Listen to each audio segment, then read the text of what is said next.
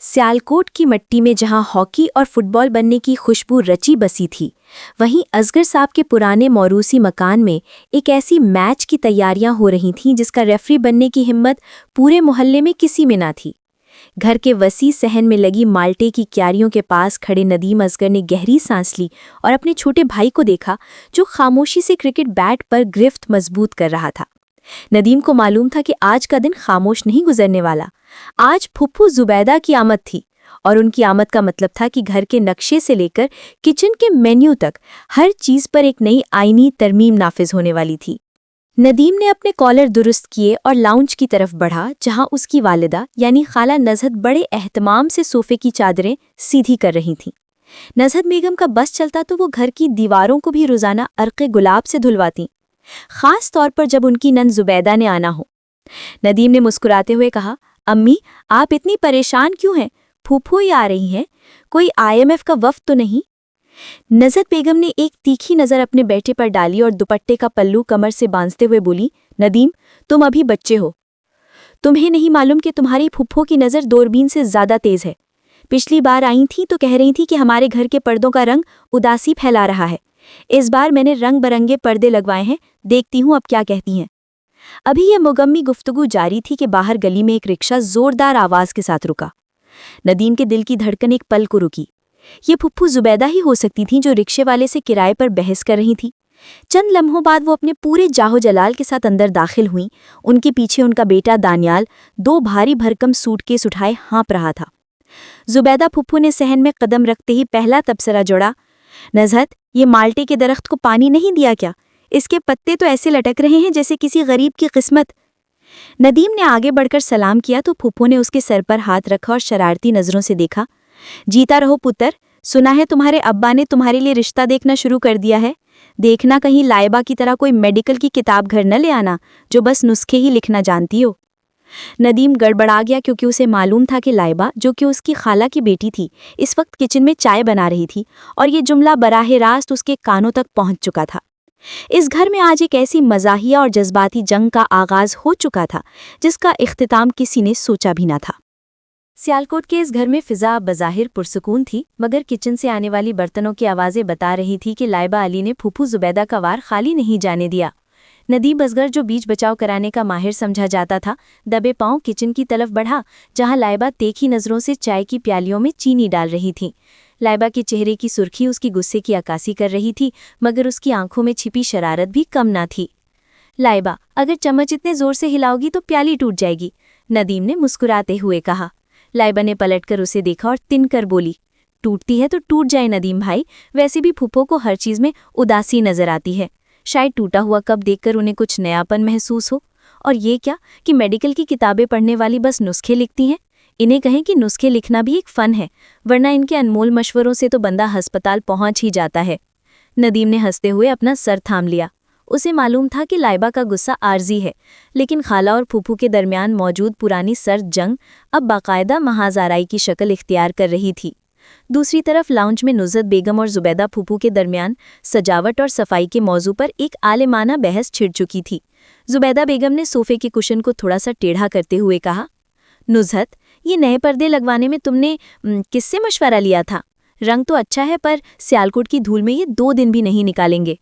नुज़रत बेगम ने एक मसनूई मुस्कुराहट के साथ जवाब दिया, जुबैदा बाजी आप फिक्र ना करें, मैंने इन पर एंटी डस्ट स्प्रे करवा दिया है।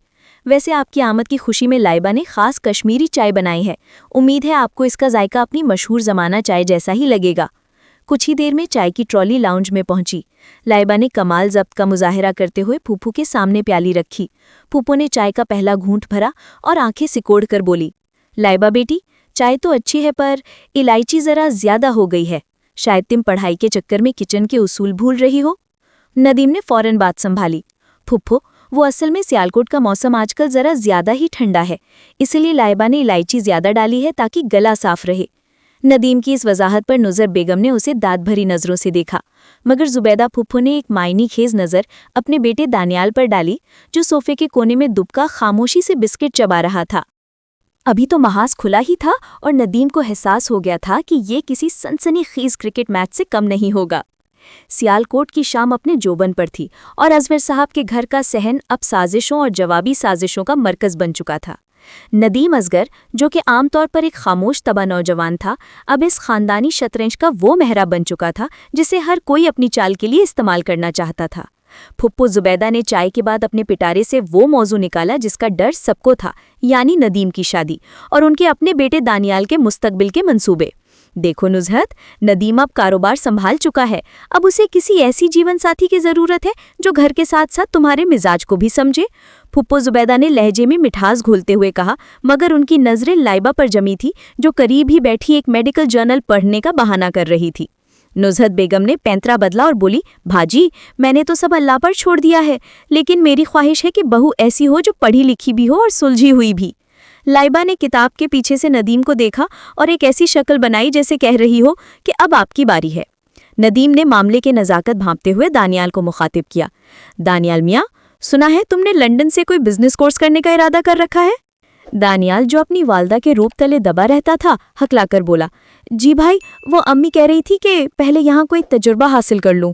फुप्पो जुबैदा ने फौरन बात काटी, तजुर्बे से याद आया नदीम, कल तुम्हारी दुकान पर लाइबा के अब्बा यानी मेरे भाई अली भी आ रहे हैं। वो चाहते हैं कि लाइबा के लिए कोई अच्छा रिश्ता तलाश करने में तुम उनकी मदद करो। लाइबा के हाथ से किताब गिरते गिरते बची।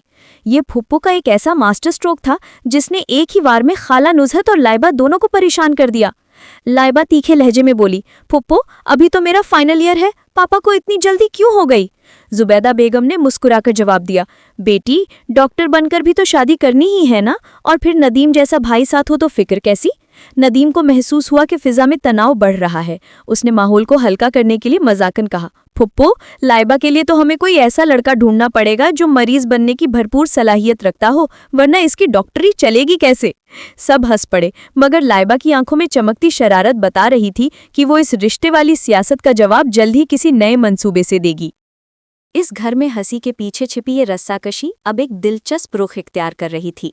रात के खाने की मेज़ पर सियालकोट के रिवायती खानों की इश्तिहा अंगेज खुशबू फैली हुई थी, मगर जबीदा फुप्पो और नज़हत खाला के दरमियान लफ्ज़ों के नश्तर इससे कहीं ज़्यादा तेज़ थे। नदीम असगर ने चुपचाप प्लेट में सालन निकाला, जबकि लाइबा अली ने अपनी तमाम तर तवज्जो रोटी के छोटे छोटे निवाले तोड़ने पर मरकूज कर रखी थी। खामोशी इतनी गहरी थी कि कांटे चम्मच की आवाज़ भी धमाके की तरह महसूस हो रही थी। नुज़हत, ये कौरमा तो बहुत लजीज है, बिल्कुल वैसा ही जैसा हम बचपन में अपनी दादी के हाथ का खाते थे, जबीदा पुप्पू ने लुकमा तोड़ते हुए कहा। मगर अफसोस, आजकल की बच्चियां ऐसे फन कहाँ सीखती हैं, वो तो बस कंप्यूटर और किताबों में ही गुम रहती हैं। लाइबा ने मुस्कुराकर नदीम की तरफ देखा, जो जानता था कि यह हमला किस पर है। लाइबा ने शाइस्तगी से जवाब दिया, फूफू, कंप्यूटर पर भी तो हम वही सर्च करते हैं जो जिंदगी में काम आए, जैसे कि ये रिसर्च कि ज़्यादा मुर्गन ग़िज़ाएं दिल के लिए कितनी मुज़िर हो सकती हैं। नज़हत खाला ने दबे लफ्ज़ों में अपनी बेटी की तायीद की, जिस पर फूफो का चेहरा ज़रा सा उतरा। खाने के बाद सहन में चहलकदमी करते हुए नदीम ने लाइबा को रोका। लाइबा, तुमने फूफो से उलझकर अच्छा नहीं किया, वो मेहमान हैं, नदीम ने समझाने वाले अंदाज में कहा। लाइबा ने तीखे लहजे में जवाब दिया, नदीम भाई, मेहमान बनकर रहना और बात है, मगर घर की अदालत लगाकर जज बन जाना दूसरी बात। वो पापा को मुझसे दूर करने की कोशिश कर रही हैं ताकि अपनी मर्जी का फैसला थोप सकें। नदीम ने गहरी सांस ली। वो जानता था कि फूफो का असल मंसूबा दानियाल और लाइबा की शादी का है, ताकि खानदान की जायदाद और असरो रसूख बाहर ना जाए, जबकि लाइबा अपनी खुद मुख्तारी पर समझौता करने को तैयार नहीं थी। इसी दौरान दानियाल चूरों की तरह दबे कदमों उनके पास आया। भाई, मुझे बचा लें, अम्मी कह रही हैं कि कल मुझे आपकी फैक्ट्री जाकर काम सीखना होगा, वरना वो मेरा मोबाइल छीन लेंगी, उसने बेचारगी से कहा।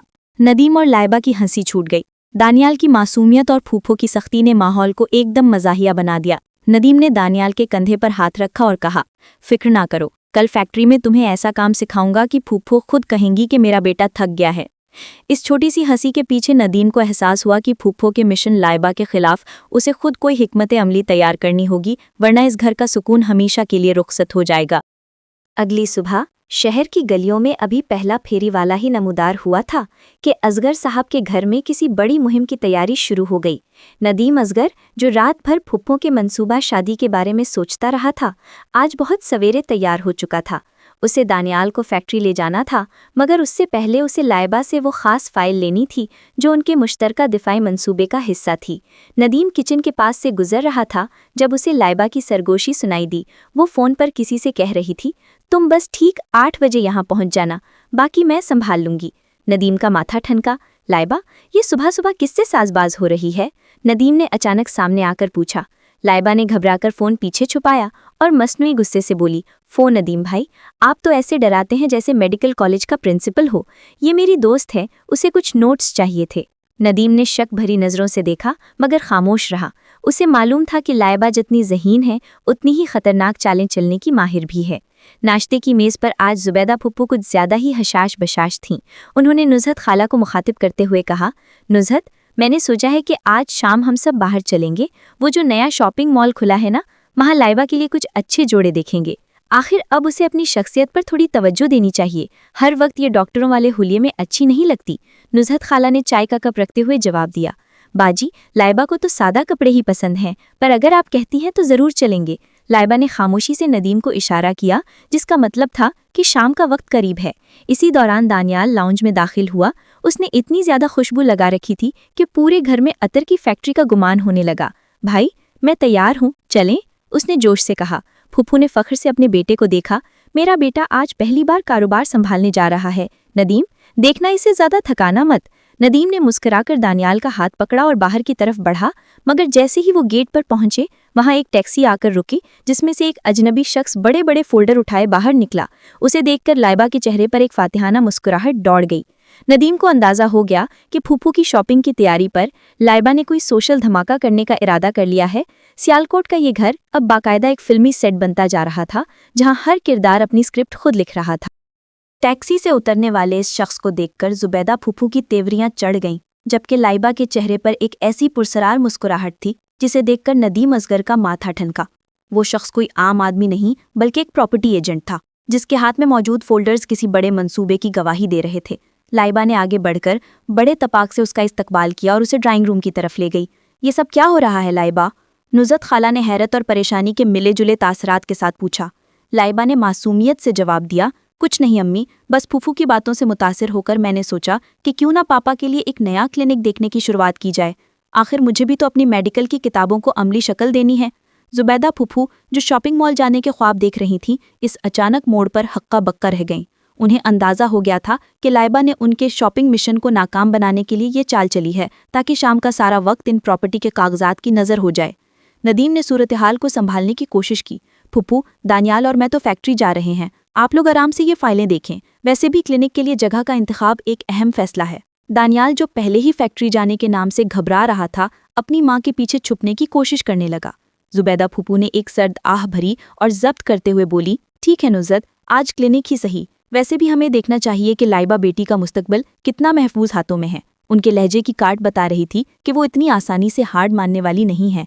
नदीम और दानियाल जब फैक्ट्री पहुंचे तो वहां का माहौल बिल्कुल मुख्तलिफ था। मशीनों का शोर और मजदूरों की चहल पहल देखकर दानियाल के पसीने छूटने लगे। नदीम ने उसे एक पुराना सा रजिस्टर थमाया और कहा, दानियाल मियाँ, ये पिछले 3 सालों का स्टॉक ऑडिट है।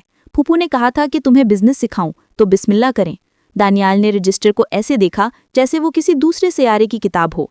सियालकोट के इस तपते हुए दिन में, जहां घर पर लाइबा और फूफू की जहनी जंग जारी थी, वहीं फैक्ट्री में नदीम ने दानियाल को असली बिजनेस का जायका चखाने का आगाज कर दिया। सेक्रेटरी के दफ्तर में हब्स और मशीनों के शोर ने दानियाल के आसाब चटखा दिए थे, जबकि दूसरी तरफ घर में क्लिनिक फाइल का ड्रामा अपने उरूज पर पहुंच चुका था। लाइबा अली ने प्रॉपर्टी एजेंट के साथ मिलकर नक्शों का वो जाल बिछाया कि जुबैदा फूफो की शॉपिंग की सारी उमंगें धरी की धरी रह गईं। हर नक्शे पर फूफो का कोई ना कोई एतराज़ तैयार होता। निज़हत, ये जगह तो बहुत तंग है, यहाँ तो मरीज दम तोड़ देगा।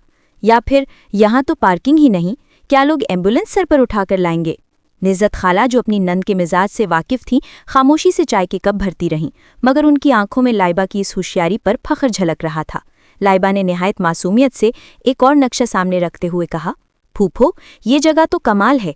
इसके बिल्कुल सामने एक बहुत बड़ा जनरल स्टोर है, आपको शॉपिंग के लिए दूर भी नहीं जाना पड़ेगा।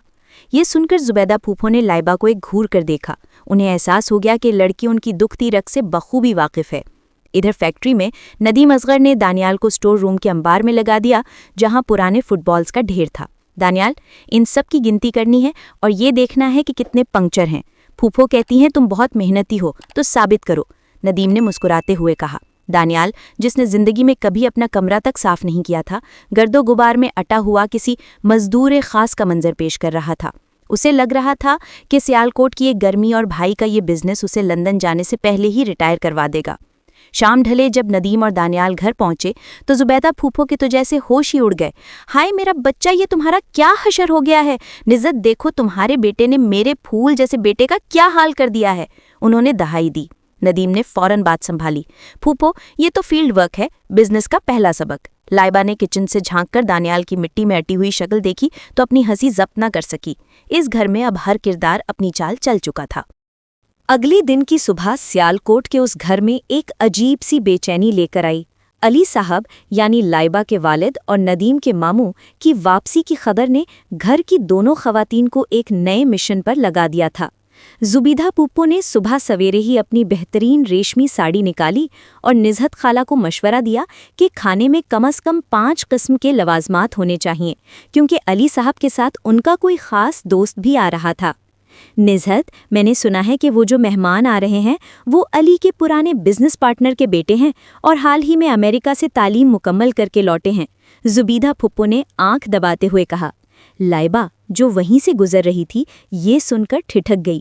اسے اندازہ ہو گیا کہ پھوپھو نے دانیال والا پتہ ناکام ہوتے دیکھ کر اب امریکہ پلٹ والا نیا کارڈ کھیلا ہے۔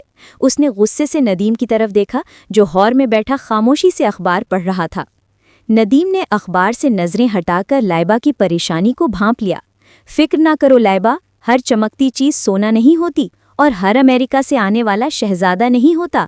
اس نے دھیمے لہجے میں تسلی دی، مگر لائبہ کا موڈ بگڑ چکا تھا۔ وہ جانتی تھی کہ اس کے ابا بہت سادہ لوح انسان ہیں اور زبیدہ پھوپھو کی باتوں میں جلد آ جاتے ہیں۔ اگر اس مہمان نے ابا پر اچھا اثر ڈال دیا تو لائبہ کی میڈیکل کی پڑھائی اور خود مختاری خطرے میں پڑ سکتی تھی۔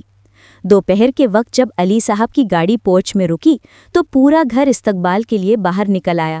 علی صاحب کے ساتھ ایک لمبا چوڑا خوش شکل نوجوان اترا جس نے آنکھوں پر قیمتی چشمہ لگا رکھا تھا اور اس کا انداز کسی ماڈل سے کم نہ تھا۔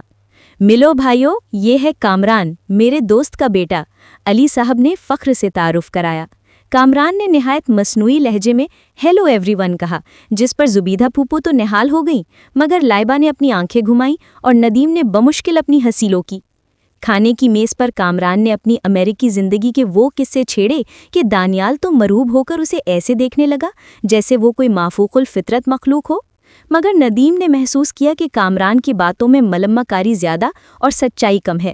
جب لائبہ نے اس سے طب کے شعبے کے بارے میں ایک پیچیدہ سوال پوچھا تو کامران بری طرح گڑبڑا گیا اور بات بدلنے کی کوشش کرنے لگا۔ ندیم کو سمجھ آ گئی کہ یہ سپر ہیرو دراصل ایک بڑا فریب ہے اور اب اسے لائبہ کے ساتھ مل کر اس ملمہ کاری کی کلی کھولنی ہوگی۔ سیالکوٹ کا یہ مقابلہ اب مقامی نہیں رہا تھا بلکہ دیسی بمقابلہ ولایتی کی ایک دلچسپ جنگ میں بدل چکا تھا۔ کامران کی ملمہ کاری اور امریکی قصوں نے گھر کے بڑوں کو تو مروب کر رکھا تھا، مگر لائبہ اور ندیم کی نظریں اس کے جھوٹ کی تہوں کو کرید رہی تھیں۔ شام کی چائے پر جب کامران نے یہ دعویٰ کیا کہ اس نے نیو یارک کے سب سے بڑے ہسپتال میں ایک پیچیدہ سرجری کی قیادت کی ہے تو لائبہ نے خاموشی سے اپنے فون پر اس ہسپتال کی ویب سائٹ کھولی۔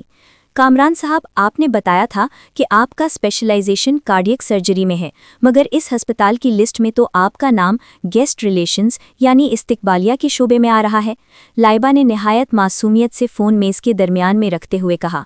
ایک لمحے کے لیے وہاں موت جیسی خاموشی چھا گئی۔ کامران کا چہرہ زرد پڑ گیا اور اس نے گڑبڑا کر چائے کا لمبا گھونٹ بھرا جس سے اس کی زبان جل گئی۔ زبیدہ پھوپھو نے صورتحال سنبھالنے کے لیے فوراً مداخلت کی۔ ارے لائبہ بیٹی، یہ انٹرنیٹ کی معلومات بھی کبھی کبھی غلط ہوتی ہیں، تم بس اپنی پڑھائی پر دھیان دو۔ لیکن علی صاحب جو اب تک بہت پرجوش تھے، ان کے ماتھے پر بھی فکر کی لکیریں ابھر آئی تھیں۔ ندیم نے موقع غنیمت جانا اور دانیال کو آنکھ ماری۔ دانیال جو پہلے ہی ندیم کے سکھائے ہوئے سبق پر عمل کرنے کے لیے تیار بیٹھا تھا، بول اٹھا، امی، کامران بھائی تو کہہ رہے تھے کہ انہیں اردو ٹھیک سے نہیں آتی، مگر ابھی تھوڑی دیر پہلے جب ان کا فون بجا تو وہ کسی شیرازی صاحب سے خالص لاہوری لہجے میں ادھار کی واپسی پر بحث کر رہے تھے۔ اب کے تو زبیدہ پھوپھو کے پاس بھی کوئی جواب نہ تھا۔ کامران نے جلدی سے اٹھتے ہوئے کہا، ایکچولی مجھے ایک بہت ضروری کال کرنی ہے۔ وہ باہر کی طرف بھاگا تو پیچھے ڈرائنگ روم میں ایک طوفان کھڑا ہو چکا تھا۔ علی صاحب نے غصے سے پھپھو کی طرف دیکھا۔ زبیدہ، یہ تمہارا وہ ہیرا ہے جو امریکہ سے ڈاکٹر بن کر آیا ہے؟ نزہت خالہ جو اب تک خاموش تماشائی بنی ہوئی تھیں دھیرے سے مسکرائیں اور لائبہ کا ہاتھ تھام لیا۔ ندیم نے محسوس کیا کہ یہ صرف ایک جھوٹے رشتے کی ناکامی نہیں تھی بلکہ یہ ان کے خاندان کے درمیان چھپی غلط فہمیوں کے خاتمے کا آغاز تھا۔ تاہم زبیدہ پھپھو اتنی آسانی سے ہتھیار ڈالنے والی نہیں تھیں۔ انہوں نے غصے سے اپنا پرس اٹھایا اور اپنے کمرے کی طرف جاتے ہوئے اعلان کیا، اگر یہ نہیں تو کوئی اور صحیح، میں اس گھر میں لائبہ کے لیے وہ رشتہ لاؤں گی کہ سب کی آنکھیں کھلی کی کھلی رہ جائیں۔ ندیم اور لائبہ نے ایک دوسرے کی طرف دیکھا۔ وہ جانتے تھے کہ یہ سرد جنگ اب ایک نیا اور شاید زیادہ خطرناک رخ اختیار کرنے کو تھی۔ کامران کے فرار اور اس کی ملمہ کاری کے بے نقاب ہونے کے بعد اصغر صاحب کے گھر میں ایک عجیب سی خفت آمیز خاموشی چھائی ہوئی تھی، مگر یہ خاموشی کسی بڑے طوفان کا پیش خیمہ تھی۔ زبیدہ پھپھو نے اسے اپنی ذاتی شکست تصور کر لیا تھا اور اب ان کا ہدف صرف لائبہ کا رشتہ نہیں بلکہ اپنی انا کی بحالی تھا۔ دوسری طرف لائبہ اور ندیم اس عارضی جیت پر مطمئن تو تھے، مگر وہ جانتے تھے کہ پھپھو جب زخمی ہوں تو وہ اور بھی خطرناک چالیں چلتی ہیں۔ اگلی صبح جب ندیم فیکٹری جانے کے لیے تیار ہو رہا تھا، اس نے دیکھا کہ زبیدہ پھپھو اپنے کمرے سے کسی پرانے خاندانی دوست سے فون پر نہایت رازداری سے بات کر رہی تھیں۔ ان کے لہجے میں وہی مخصوص سحر انگیزی اور چالاکی تھی جو کسی نئے منصوبے کی گواہی دے رہی تھی۔ ندیم نے دبے قدموں لائبہ کے کمرے کا رخ کیا جہاں وہ اپنی میڈیکل کی کتابوں میں سر کھپائے بیٹھی تھی۔ لائبہ، ہوشیار ہو جاؤ، محاذ جنگ پھر سے گرم ہو رہا ہے۔ پھپھو نے اپنا نیا موہرہ تلاش کر لیا ہے، ندیم نے سرگوشی میں کہا۔ لائبہ نے اکتا کر کتاب بند کی۔ اب کیا ارادہ ہے ان کا؟ کیا اب وہ کسی مریخ سے آئے ہوئے خلائی ڈاکٹر کو لائیں گی؟ ندیم نے مسکرا کر جواب دیا، نہیں، اس بار وہ جذباتی کارڈ کھیلنے والی ہیں۔ میں نے سنا ہے وہ تمہارے بچپن کے کسی دور کے کزن حماد کا ذکر کر رہی تھیں، وہی حماد جو اب سیالکوٹ کا سب سے بڑا ایکسپورٹر بن چکا ہے اور جس کے ابا کا پھپھو پر کوئی پرانا احسان ہے۔ لائبہ کا چہرہ پھک ہو گیا۔ حماد ایک نہایت سنجیدہ اور روایتی مزاج کا آدمی تھا جس سے بحث کرنا یا جس کی خامیاں نکالنا کامران کی طرح آسان نہ تھا۔ شام کو جب سب چائے پر جمع ہوئے تو زبیدہ پھپھو نے اپنا نیا پتہ پھینکا۔ نزہت، میں نے سوچا ہے کہ کیوں نہ اس اتوار کو ہم ایک خاندانی مشاعرہ اور دعوت کا اہتمام کریں۔ علی بھائی کے بچپن کے دوست اور ان کا بیٹا حماد بھی شہر میں ہی ہیں، آخر رشتوں میں یہ دوری اچھی نہیں؟ انہوں نے نہایت معصومیت سے کہا۔ علی صاحب جو کامران والے واقعے کے بعد تھوڑے محتاط ہو گئے تھے، حماد کا نام سن کر خوش ہو گئے۔ حماد، وہ تو بہت ہی ہونہار لڑکا ہے، ضرور اسے دعوت دو۔ ندیم نے لائبہ کی طرف دیکھا جس کی آنکھوں میں اب پریشانی کے سائے تھے، کیونکہ حماد واقعی ہی ایک پرفیکٹ امیدوار تھا جسے مسترد کرنے کی کوئی ٹھوس وجہ موجود نہ تھی۔ سیالکوٹ کے اس گھر میں اب مشاعرے کی آڑ میں ایک ایسی جذباتی شطرنج بچھنے والی تھی جہاں الفاظ کے ہیر پھیر سے قسمتوں کے فیصلے ہونے تھے۔ ندیم کو احساس ہوا کہ اس بار اسے اپنی حکمت عملی بدلنی ہوگی، کیونکہ مقابلہ اب کسی جھوٹے سے نہیں بلکہ ایک ایسے شخص سے تھا جو سچ مچ ہیرو کہلانے کا حقدار تھا۔ اس پرانے مگر پروقار گھر میں خاندانی مشاعرے کی تیاریاں کسی بڑے بین الاقوامی ایونٹ سے کم نہ تھیں۔ زبیدہ پھپھو نے اس تقریب کو اپنی بقا کا مسئلہ بنا لیا تھا۔ انہوں نے خاص طور پر شہر کے مشہور حلوائی سے مٹھائیاں منگوائیں اور صحن میں گاؤ تکیے لگوائے تاکہ حماد کی آمد پر ایک روایتی اور بااثر ماحول پیدا کیا جا سکے۔ لائبہ علی نے صورتحال کو دیکھ کر خاموشی سے ندیم اصغر کی طرف دیکھا جس کی آنکھوں میں آج ایک عجیب سا سکون تھا۔ ندیم بھائی، آپ اتنے بے فکر کیوں ہیں؟ حماد تو واقعی ایک پرفیکٹ لڑکا ہے، اگر ابا مان گئے تو میں کیا کروں گی؟ لائبہ نے پریشانی سے پوچھا۔ ندیم نے مسکراتے ہوئے جواب دیا، لائبہ، حماد جتنا بھی پرفیکٹ ہو، اس کی ایک کمزوری ہے جو صرف مجھے معلوم ہے۔ وہ جتنا اچھا بزنس مین ہے، شاعری کا اتنا ہی بڑا دشمن ہے۔ اسے مشاعرہ سن کر بخار چڑھ جاتا ہے، اور پھپھو نے یہی غلطی کر دی ہے۔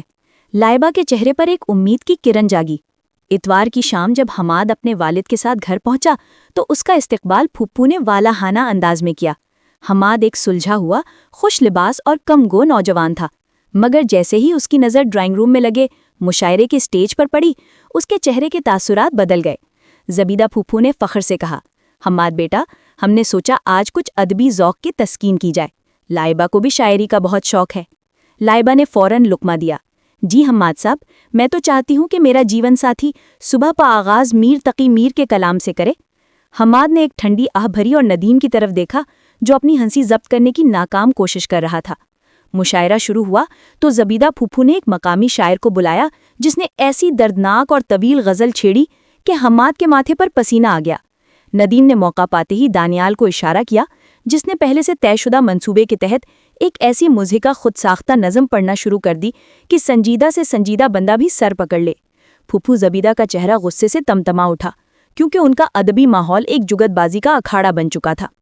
حماد نے موقع غنیمت جانا اور اٹھتے ہوئے کہا، علی انکل، معذرت چاہتا ہوں، مجھے اچانک ایک ایمرجنسی کال آ گئی ہے، مجھے فیکٹری جانا ہوگا، معذرت چاہتا ہوں۔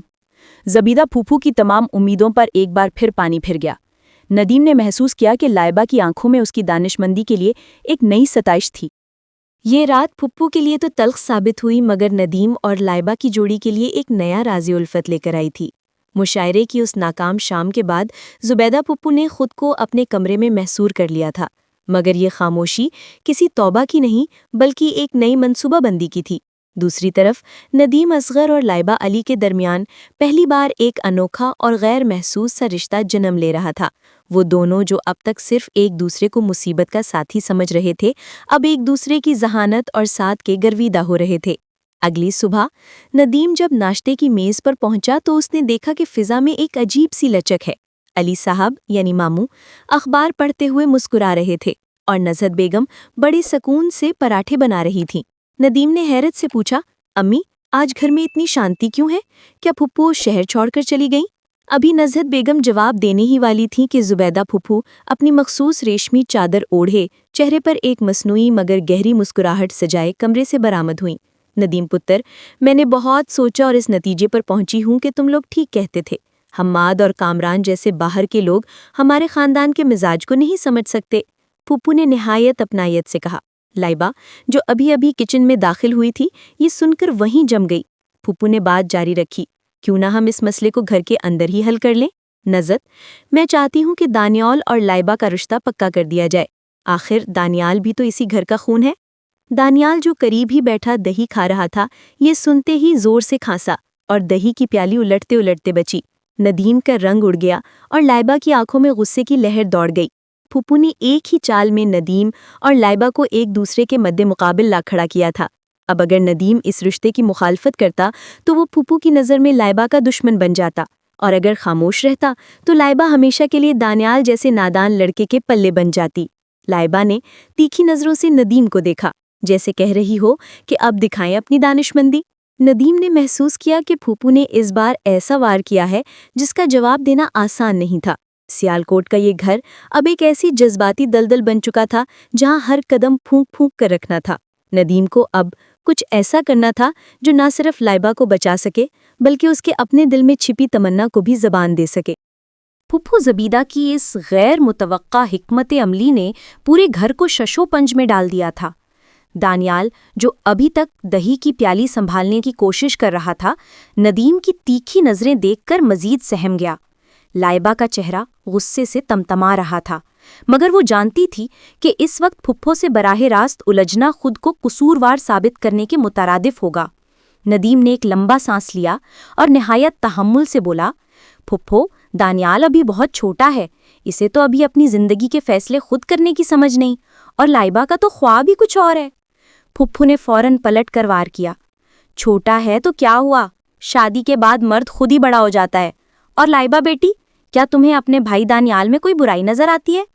لائبہ نے خاموشی سے ندیم کی طرف دیکھا، اس کی آنکھیں التجا کر رہی تھیں کہ کچھ کریں ورنہ میں اس دہی کے پیالے کے ساتھ بند جاؤں گی۔ ندیم نے مسکراتے ہوئے پینترا بدلا، پھپھو، دانیال میں کوئی برائی نہیں، بلکہ وہ تو اتنا معصوم ہے کہ مجھے ڈر ہے لائبہ اسے اپنے ہسپتال میں ڈیوٹی پر ہی نہ لگا دے۔ ویسے دانیال میاں، تم نے ابھی کل ہی تو مجھے بتایا تھا کہ تمہیں لندن کی ایک یونیورسٹی سے اسکالرشپ کی ای میل آئی ہے۔ دانیال، جو لندن جانے کے نام پر کچھ بھی کر سکتا تھا، فوراً بول اٹھا، جی امی، وہ میں بتانا بھول گیا تھا، میں تو اگلے مہینے جا رہا ہوں۔ زبیدہ پھپھو کا چہرہ لٹک گیا، انہیں اپنے ہی بیٹے سے ایسی غداری کی امید نہ تھی۔ لائبہ نے موقع غنیمت جانا اور دھیمے لہجے میں کہا، دیکھیں پھپھو، دانیال کا مستقبل کتنا روشن ہے، ایسے میں اسے شادی کی زنجیروں میں جکڑنا تو اس کی ترقی روکنے کے برابر ہوگا۔ نزہت بیگم نے بھی تائید میں سر ہلایا۔ پھپھو زبیدہ سمجھ گئیں کہ ان کا یہ مہرہ بھی پٹ چکا ہے، مگر ان کی آنکھوں کی چمک بتا رہی تھی کہ وہ اب ندیم کو نشانہ بنانے والی ہیں۔ انہوں نے ندیم کی طرف مڑ کر ایک پراسرار مسکراہٹ کے ساتھ کہا، چلو ٹھیک ہے، دانیال کو پڑھنے دو، لیکن ندیم، تمہارے لیے تو میرے پاس ایک ایسی لڑکی ہے جو سیالکوٹ کے سب سے بڑے صنعت کار کی بیٹی ہے۔ اب تم یہ مت کہنا کہ تمہارا بھی کہیں لندن جانے کا ارادہ ہے۔ ندیم نے لائبہ کی طرف دیکھا، جس کے چہرے پر اب خوف کے بجائے ایک عجیب سی بے چینی تھی۔ زبیدہ پھوپھو کا یہ نیا وار ندیم کے لیے کسی کڑے امتحان سے کم نہ تھا۔ سیالکوٹ کے اس بڑے صنعت کار کی بیٹی کا رشتہ پیش کر کے انہوں نے ندیم کو ایک ایسی دیوار کے ساتھ لگا دیا تھا جہاں سے انکار کا مطلب خاندان کی مالی خوشحالی کو ٹھکرانا تھا۔ لائبہ جو اب تک ندیم کو اپنا مسیحا سمجھ رہی تھی، یہ سن کر جیسے ساکت ہو گئی۔ اس کے دل میں ایک ایسی ٹیس اٹھی جسے وہ خود بھی سمجھنے سے قاصر تھی۔ پھوپھو، ابھی تو دانیال کا مسئلہ حل ہوا تھا، اب آپ نے میرے پیچھے شکاری چھوڑ دیے۔ ندیم نے صورتحال کو مذاق کا تڑکا لگا کر سنبھالنے کی کوشش کی، مگر زبیدہ پھوپھو کے تیور بتا رہے تھے کہ وہ اب کسی مذاق کے موڈ میں نہیں ہیں۔ انہوں نے علی صاحب کی طرف دیکھ کر کہا، بھائی جان، آپ ہی سمجھائیے اسے، یہ عمر ہاتھ سے نکل گئی تو پھر پچھتاوا ہی رہ جائے گا۔ اور وہ لڑکی، توبہ، کیا سگھڑ اور سلیقہ مند ہے، لائبہ کی طرح سارا دن ہسپتالوں میں نہیں گھومتی۔ لائبہ کو یہ طنز تیر کی طرح لگا۔ اس نے اپنی کتابیں سمیٹیں اور اٹھتے ہوئے کہا، پھوپھو، سلیقہ مند تو وہ بھی ہوتی ہیں جو انسانیت کی خدمت کرتی ہیں۔ خیر ندیم بھائی، آپ کو بہت بہت مبارک ہو، آخر کار آپ کو آپ کی آئیڈیل مل ہی گئی۔ لائبہ کا لہجہ اتنا تلخ تھا کہ ندیم کو پہلی بار اس کی آنکھوں میں چھپا ہوا دکھ صاف نظر آیا۔ وہ بغیر مڑے اپنے کمرے کی طرف چلی گئی اور ندیم کو ایسا محسوس ہوا جیسے اس کے اپنے دل کا ایک حصہ اس کے ساتھ ہی چلا گیا ہو۔ ندیم نے بڑی ہمت جمع کی اور زبیدہ پھوپھو کی طرف مڑ کر سنجیدگی سے کہا، پھوپھو، رشتہ وہاں ہوتا ہے جہاں دل مانتا ہو۔ میں کسی صنعت کار کی بیٹی سے شادی کر کے اپنے گھر کو فیکٹری نہیں بنانا چاہتا۔ مجھے ایسی جیون ساتھی چاہیے جو میرے گھر کو گھر بنائے، جو میری خاموشی کو سمجھے۔ پھوپھو نے تنزن پوچھا، اور وہ ایسی کون سی حورے پری ہے جو تمہاری خاموشیاں پڑھے گی؟ ندیم کی نظریں غیر ارادی طور پر لائبہ کے کمرے کے بند دروازے کی طرف اٹھ گئیں۔ اس نے کوئی نام تو نہ لیا، مگر اس کی خاموشی نے وہ سب کہہ دیا جو وہ برسوں سے چھپائے بیٹھا تھا۔ دانیال، جو اب تک خاموش تماشائی بنا ہوا تھا، اچانک بول اٹھا، امی، بھائی کو چھوڑیں، مجھے تو لگتا ہے اس گھر میں دال میں کچھ کالا نہیں بلکہ پوری دال ہی کالی ہے۔ ندیم نے دانیال کو گھور کر دیکھا، مگر اب تیر کمان سے نکل چکا تھا۔ ندیم کے جملے اور دانیال کی مداخلت نے جیسے گھر کی ہواؤں کا رخ ہی بدل دیا۔ زبیدہ پھوپھو، جو اب تک خود کو اس کھیل کی سب سے بڑی کھلاڑی سمجھ رہی تھیں، ایک لمحے کو ساکت رہ گئیں۔ ان کی نظریں کبھی ندیم کے سنجیدہ چہرے پر جاتی اور کبھی لائبہ کے کمرے کے اس بند دروازے پر جہاں سے ابھی ایک طوفان گزرا تھا۔ نزہت بیگم نے اپنے بیٹے کی آنکھوں میں وہ چمک دیکھ لی تھی جو برسوں سے خاموش تھی۔ انہوں نے گہرا سانس لیا اور زبیدہ پھوپھو کا ہاتھ تھام کر دھیمے لہجے میں کہا، باجی، ہم باہر دنیا میں رشتے ڈھونڈتے رہے، جبکہ گھر کے اندر ہی ایک ایسی کہانی پروان چڑھی تھی جس سے ہم بے خبر تھے۔ ندیم کی خوشی کسی فیکٹری یا بنگلے میں نہیں، بلکہ اسی ایک رشتے میں ہے جو اس کے مزاج کو سمجھ سکے۔ ادھر لائبہ، جو دروازے کے پیچھے کھڑی یہ سب سن رہی تھی، اس کا دل کسی پرندے کی طرح دھڑک رہا تھا۔ ندیم کی باتیں اس کے کانوں میں رس گھول رہی تھیں۔ اسے اپنی اس تلخی پر شرمندگی ہونے لگی جو اس نے تھوڑی دیر پہلے دکھائی تھی۔ اس نے آہستہ سے دروازہ کھولا اور باہر آئی۔ اس کی نظریں جھکی ہوئی تھی، مگر چہرے پر ایک عجیب سی لالی اور اطمینان تھا۔ زبیدہ پھوپھو نے جب دیکھا کہ بازی ان کے ہاتھ سے نکل چکی ہے تو انہوں نے اپنی مخصوص کڑواہٹ کو ایک آخری ہتھیار کے طور پر استعمال کرنا چاہا۔ تو یہ بات ہے، یعنی میں یہاں مٹی چھان رہی تھی اور تم دونوں پہلے سے ہی میچ فکس کر کے بیٹھے تھے۔ نزہت، یہ تو بھائی علی کے ساتھ زیادتی ہے، انہیں تو پتہ ہی نہیں کہ ان کی بیٹی ڈاکٹر بننے سے پہلے ہی کسی کا نسخہ بن چکی ہے۔ علی صاحب، جو اب تک خاموشی سے یہ سب دیکھ رہے تھے، اچانک ہنس پڑے۔ زبیدہ، میں اتنا بھی اندھا نہیں ہوں، ندیم میرا بھانجا ہے، میں اس کی فطرت سے واقف ہوں۔ اگر لائبہ کا ہاتھ ندیم کے ہاتھ میں ہوگا تو مجھے پتا ہے کہ میری بیٹی کا مستقبل کسی بھی ہسپتال یا کلینک سے زیادہ محفوظ ہوگا۔ یہ سنتے ہی لائبہ کی آنکھوں میں آنسو آ گئے اور اس نے دوڑ کر اپنے باپ کو گلے لگا لیا۔ ندیم نے ایک فاتحانہ نظر پھوپھو پر ڈالی جو اب غصے سے اپنا دوپٹہ درست کر رہی تھیں۔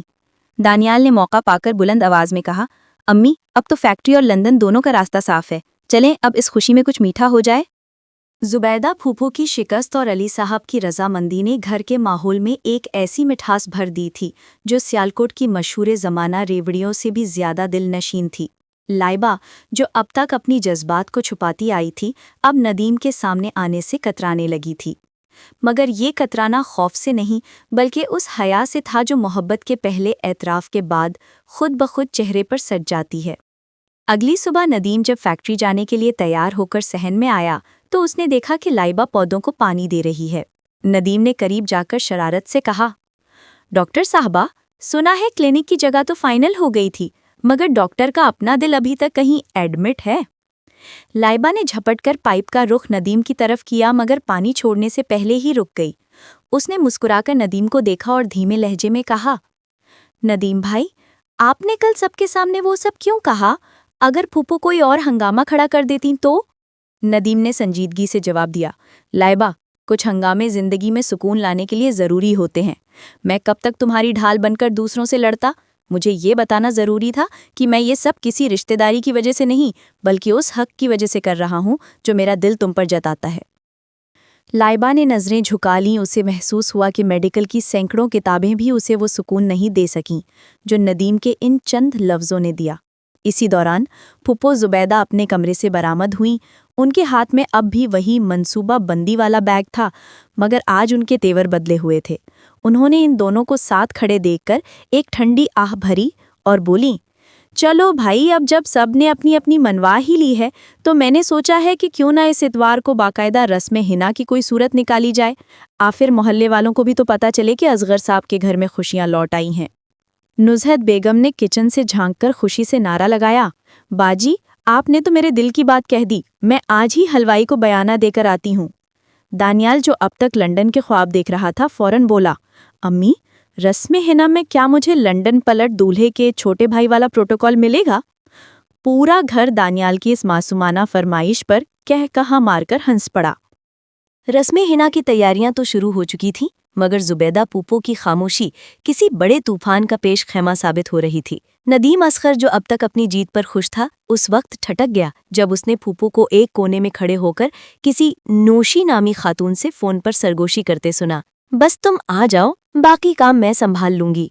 याद रखना, लाइबा के सामने अपने हक की बात करनी है। फूफो के इन अल्फाज ने नदीम के माथे पर पसीना ला दिया। अगली शाम जब पूरा घर रंग बरंगी रोशनियों और गेंदे के फूलों से महक रहा था, एक बड़ी सी चमकदार गाड़ी पोर्च में आ रुकी। उसमें से एक निहायत जदीद लिबास में मलबूस लड़की नोशी बरामद हुई, जो फूफो की दूर पार की भांजी बताई जाती थी। नोशी ने आते ही पूरे घर को अपने काबू में कर लिया। उसका अंदाज ऐसा था जैसे वो इस घर की पुरानी वाकिफकार हो, और नदीम के साथ उसकी बेतकल्लुफी देखकर लाइबा का माथा ठनका। ओ माय गॉड, नदीम, तुम तो बिल्कुल बदल गए हो। याद है सियालकोट के उस पुराने स्कूल में हम कैसे साथ भाग के थे? नोशी ने नदीम का हाथ थामते हुए कहा। लाइबा, जो मुट्ठी भर मेहंदी लिए वहां से गुजर रही थी, ये देखकर रुक गई। उसे महसूस हुआ जैसे किसी ने उसके दिल पर बोझ रख किया हो। फूफो ज़ुबैदा ने दूर से एक मानी खेज मुस्कुराहट लाइबा की तरफ उछाली।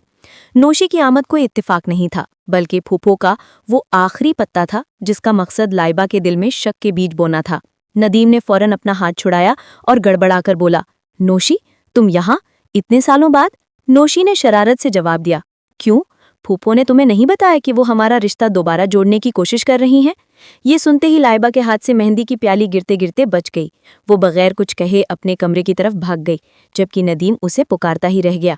दानियाल, जो एक तरफ खड़ा कबाब खा रहा था, अपनी माँ के करीब गया और सरगोशी की, अम्मी, ये नोशी आपी तो आग लगाने आई हैं, कहीं ऐसा ना हो कि पूरा घर ही जल जाए। ज़ुबैदा बेगम ने सुकून से चाय की चुस्की ली और बोली, बेटा, आग लगेगी तो तभी तो पुरानी यादें राख होंगी और नई हकीकतें सामने आएंगी। नौशी की आमद ने रस्म हिना के रंगीन माहौल में एक ऐसी जहरीली लहर दौड़ाई थी कि नदीम असगर को अपनी सारी फतूहात मिट्टी में मिलती महसूस हुईं। लाइबा पर खामोशी से उठकर जाना नदीम के दिल पर किसी आरे की तरह चला था। उसने एक गुस्सैली नज़र फुप्पो ज़ुबैदा पर डाली, जो अब बड़े इत्मीनान से नौशी को घर के नक्शो नगार दिखा रही थी, जैसे वो इस घर की होने वाली मालकन हो। नौशी, तुम शायद रास्ता भटक गई हो। ये मेरा घर है, कोई स्कूल का प्लेग्राउंड नहीं जहां तुम जब चाहो अपनी पुरानी यादों की गेंद उछाल दो, नदीम ने निहायत सर्द लहजे में कहा और तेजी से लाइबा के कमरे की तरफ बढ़ा।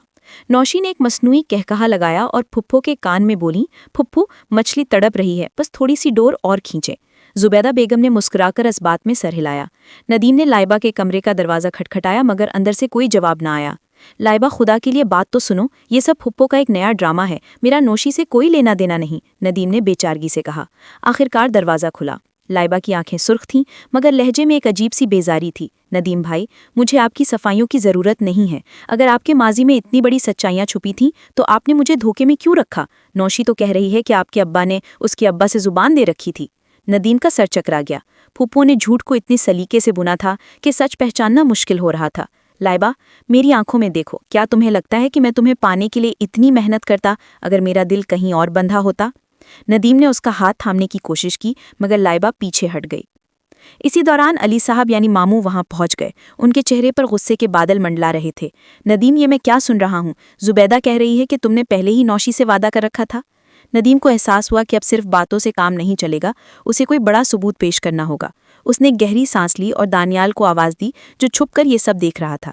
دانیال، وہ پرانا ٹرنک نکالو جو پھپھو نے اسٹور روم میں چھپایا تھا. آج سیالکوٹ کے اس گھر میں ماضی کی ساری فائلیں کھلیں گی. دانیال نے جب اسٹور روم کے اندھیرے کونے سے وہ پرانا لکڑی کا ٹرنک گھسیٹ کر باہر نکالا تو زبیدہ پھپھو کے چہرے پر ہوائیاں اڑنے لگیں. صحن میں موجود ہر شخص کی نظریں اس ٹرنک پر جمی تھیں، جیسے اس میں کوئی بم رکھا ہو. ندیم نے آگے بڑھ کر اس کا زنگ آلود تالا کھولا اور اس میں سے ایک پرانا پیلا لفافہ نکالا. پھپھو، آپ نے کہا تھا نا کہ ابا نے نوشی کے ابا کو زبان دی تھی. یہ پڑھیں، یہ میرے مرحوم ابا کی وصیت کا وہ حصہ ہے جو آپ نے سب سے چھپا کر رکھا تھا. ندیم نے وہ کاغذ ماموں علی کے ہاتھ میں تھما دیا. علی صاحب نے اینک درست کی اور جب تحریر پڑھی تو ان کا پارا 7ویں آسمان پر پہنچ گیا. وصیت میں صاف لکھا تھا کہ نوشی کے والد نے ندیم کے والد سے کاروبار میں بڑا دھوکہ کیا تھا، جس کی بنا پر ان سے ہر قسم کا تعلق ختم کر دیا گیا تھا. نوشی کا چہرہ ایک دم سے فک ہو گیا. اس نے گھبرا کر پھپھو کی طرف دیکھا، مگر زبیدہ بیگم خود نظریں چرانے لگی تھیں. ندیم نے نوشی کو مخاطب کرتے ہوئے کہا، نوشی، تم یہاں رشتہ جوڑنے نہیں بلکہ اپنے ابا کے ڈوبتے ہوئے کاروبار کے لیے انویسٹمنٹ ڈھونڈنے آئی ہو، اور پھپھو نے تمہیں اس لیے بلایا تاکہ وہ لائبہ اور میرے درمیان دیوار کھڑی کر سکیں. لائبہ نے جب یہ سچ سنا تو اس کی آنکھوں میں ندیم کے لیے شرمندگی اور محبت کی ایک نئی لہر جاگی. نوشی اپنی رسوائی دیکھ کر بغیر کوئی لفظ کہے وہاں سے رخصت ہو گئی، جبکہ زبیدہ پھپھو اب صحن کے ایک ستون کا سہارا لیے کھڑی تھیں. ماموں علی نے گرج کر کہا، زبیدہ، تم نے اپنے ہی بھانجے کے خلاف اتنی بڑی سازش کی، صرف اس لیے کہ تم اپنی انا کی تسکین چاہتی تھی؟ پھپھو کے پاس اب کوئی جواب نہ تھا. وہ خاموشی سے اپنے کمرے کی طرف بڑھ گئیں، مگر اس بار ان کی چال میں وہ پہلے والا جاہو جلال نہیں بلکہ ایک واضح شکست تھی. رات کے اس پہر جب مہندی کی روشنیاں مدھم ہو رہی تھیں، ندیم اور لائبہ ایک دوسرے کے سامنے کھڑے تھے. لائبہ نے دھیمے سے ندیم کا ہاتھ چھوا اور سرگوشی میں کہا، مجھے معاف کر دے ندیم بھائی، میں نے آپ پر شک کیا. ندیم نے مسکرا کر جواب دیا، شک تو وہی کرتے ہیں جہاں اپنائیت ہوتی ہے لائبہ. اب تو ہم نے ثابت کر دیا کہ سیالکوٹ کی اس مٹی میں رشتوں کی بنیاد جھوٹ پر نہیں، سچ پر رکھی جاتی. سازشوں کا وہ سیاہ پردہ اب چاک ہو چکا تھا جس کے پیچھے زبیدہ پھپھو نے اپنی انا کی بساط بچھا رکھی تھی.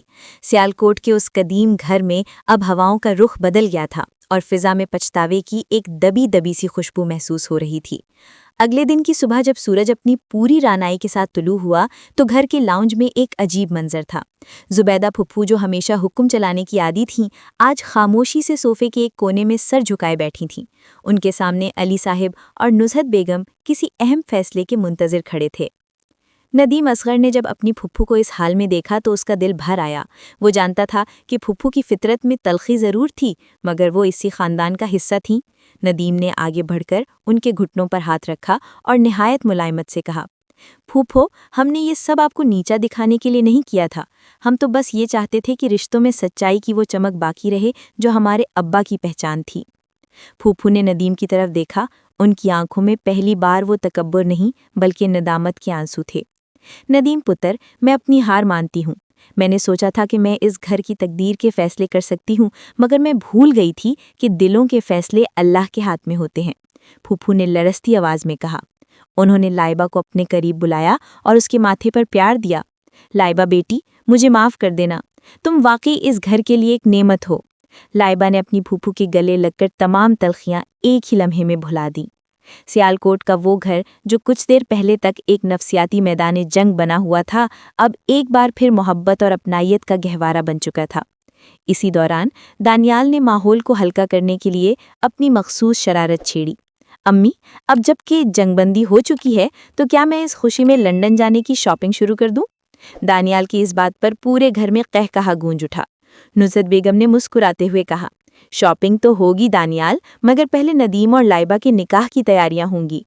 ندیم نے ایک چور نظر لائبہ پر ڈالی جس نے شرم سے اپنی پلکیں جھکا لیں. اب کوئی نوشی نہیں تھی اور نہ ہی کوئی فرضی وصیت، اب صرف سچ تھا اور وہ بندھن جس کی بنیاد خلوص پر رکھی گئی تھی. اس تاریخی گھر کی دیواروں نے برسوں بعد ایسی رونق دیکھی تھی کہ محلے والے بھی دنگ رہ گئے. ندیم اور لائبہ کے نکاح کا دن آن پہنچا تھا۔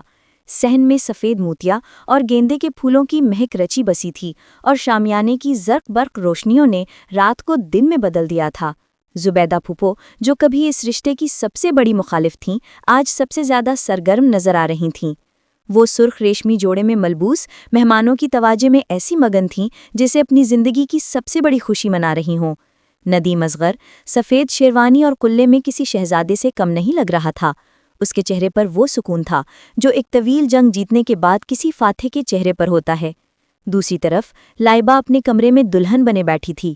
ہلکا گلابی جوڑا اور ماتھے پر سجی جھومر اس کی معصومیت کو چار چاند لگا رہے تھے۔ دانیال بار بار لائبہ کے کمرے میں آتا اور اسے چھیڑتا، آپی، اب تو ندیم بھائی آپ کے مستقل ایمرجنسی وارڈ کے انچارج بننے والے ہیں، اب تو مسکرا دیں۔ جب قاضی صاحب نے نکاح کے بول پڑھے اور ندیم نے قبول ہے کہا تو پورے ہال میں مبارکبادوں کا ایک شور بلند ہوا۔ لائبہ نے جب دستخط کیے تو اس کی آنکھوں میں خوشی کے چند قطرے تیرنے لگے۔ علی صاحب یعنی ماموں نے ندیم کو گلے لگایا اور ان کی آواز جذبات سے بھرائی، ندیم، آج سے لائبہ کی ذمہ داری تمہاری ہے، مجھے یقین ہے کہ تم اسے کبھی مرجھانے نہیں دو گے۔ ندیم نے ماموں کا ہاتھ چوما اور لائبہ کی طرف دیکھا، جس کی نظریں اب بھی جھکی ہوئی تھیں مگر ان میں ایک انوکھا اعتبار تھا۔ تقریب کے آخری لمحات میں جب سب کھانے میں مصروف تھے، زبیدہ پھوپھو ندیم اور لائبہ کے پاس آئیں۔ انہوں نے ایک چھوٹا سا مخملی ڈبہ ندیم کو دیا اور کہا، یہ تمہاری دادی کی انگوٹھی ہے، میں نے اسے برسوں سے سنبھال کر رکھا تھا کہ اپنی بہو کو دوں گی۔ آج مجھے احساس ہوا کہ لائبہ سے بہتر اس کا حقدار کوئی نہیں۔ لائبہ نے پھوپھو کے ہاتھ چوم لیے اور اس طرح برسوں کی وہ سرد جنگ ایک خوبصورت رشتے میں بدل گئی۔ سیالکوٹ کی وہ رات اب ڈھل رہی تھی مگر اس گھر میں محبت کا جو سورج طلوع ہوا تھا اس کی تپش کبھی کم ہونے والی نہیں تھی۔ دانیال اپنے لنڈن کے خوابوں کے ساتھ، پھوپھو اپنی نئی بدلتی ہوئی فطرت کے ساتھ اور ندیم و لائبہ اپنی مشترکہ زندگی کے حسین سفر کے ساتھ اب ایک نئی داستان لکھنے کو تیار تھے۔ یہ صرف ایک شادی نہیں تھی بلکہ ایک بکھرے ہوئے خاندان کے دوبارہ جڑنے کی کہانی تھی جس کا اختتام سچائی، مصلحت اور بے پناہ محبت پر ہوا۔